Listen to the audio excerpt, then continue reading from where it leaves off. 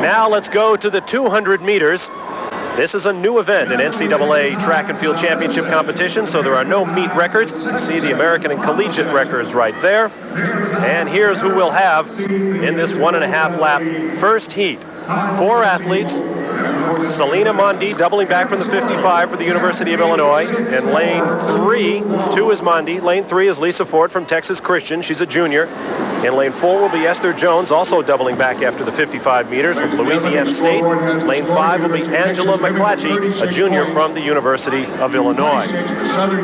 It's a 1.5 lap race, 2 very tight turns, and elementary mathematics tells you that the shorter radius turn down on that inside lane, Marty LaCouri, means a much tighter turn and a lot tougher race. This is going to be a tough race to run. It's going to take a lot more balance than many of the races do because they're going to be going extremely fast for an indoor bank track. And as you mentioned, the inside lane might have somewhat of a disadvantage, but it's made up a little bit by the fact that on the outside lane, as they enter the second turn, they have to go uphill a little bit, and some of the runners might be stumbling there as they're getting tired also. You really won't know who's leading the race till they come off the turn, the second turn, the last turn, and the staggards are completely made up. Starter Ray Trotta has called the field up. Trotta worked the '84 Los Angeles Olympics, and he's trying to make sure that none of these athletes false starts. Under NCAA rules, 1 false start means you are out of the event, and that rule has raised some controversy in this meet. We'll talk about that a little later. And now you have Selena Mondie in lane 2 from the University of Illinois. Lisa Ford from Texas Christian will be in lane 3. Esther Jones from Louisiana State in lane 4, and Angela McClatchy from the University of Illinois in lane 5.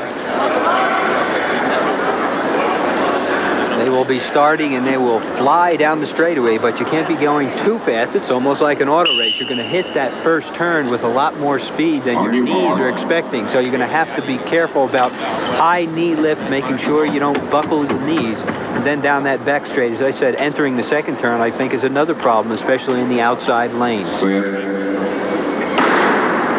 Runners will stay in lanes all the way around. 1 lap of this 160-meter track, followed by a 40-meter lunge to the finish line, and I mean that quite literally.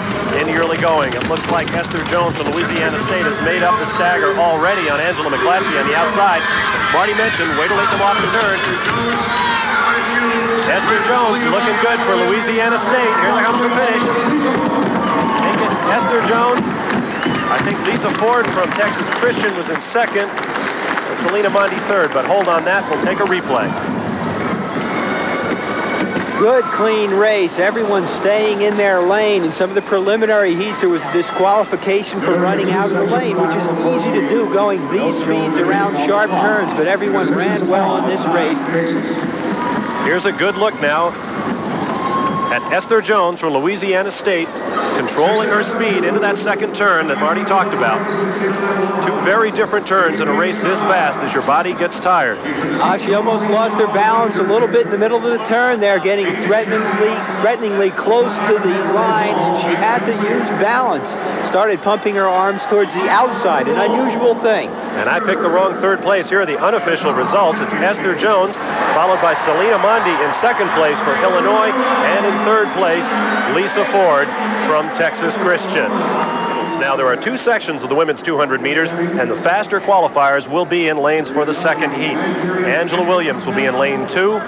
Mary Onyali from Texas Southern, a Nigerian runner, will start in lane 3. From Alabama will be Pauline Davis, in lane 4. And in lane 5, Carlette Guidry, who has already won 1 championship tonight.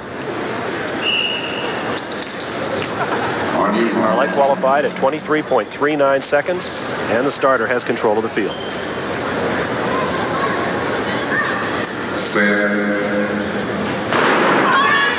Carlette with a one-handed start, using a different start than they use in the short sprint because they're on a turn and a little bit off balance.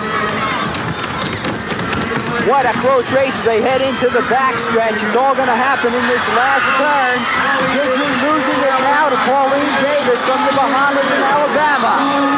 Let's see if Carlette Guidry has the finish. She does not. And Pauline Davis from Alabama, after finishing well in the 55 meters, now turns the tables on Carlette Guidry and apparently, unofficially, has won the women's 200 meters. Now these sections are run against time. and we'll have to check the stopwatches to see whether Pauline Davis's time beats anybody in the first section. Let's take another look. This is the last turn, and this is where the action happened. This is a strength race, and Pauline Davis was getting stronger as they came off that last turn. Watch her just throw form to the wind as she cartwheels through the finish line. She knew she had it. Here are your unofficial results. Pauline Davis from the University of Alabama. In second place, Carlette Guidry from Texas. And in third position, the Nigerian runner from Texas Southern and African champion, Mary Onyali. We'll be back to the Marion in Oklahoma City for more NCAA track after these important... A new National Collegiate Indoor 200-meter record for Pauline Davis. Pauline, you're from the Bahamas, you run for Alabama. What happened in your race out there? Do you actually run the race all out or not? For the first part of my race, I tried to slow down a little bit when I'm going into the curve, and then I tried to shut off the curve and get a good turnover and to go from there. Okay, now in your race right now, did you have thoughts of an NCAA championship record? Did you feel you could run that fast today? I felt I could run that fast, but I didn't know how fast I could run on a bank curve on a board track, because I've never run on a bank curve and on a board track before until yesterday when I ran the prelims. Did it pose any problems for you yesterday? No, not really. Just felt a little funny when I was coming off the curve. It just threw me into the straightaway, and I felt a little funny there, but today I was prepared for that. Nassau in the Bahamas is proud tonight for Pauline Davis.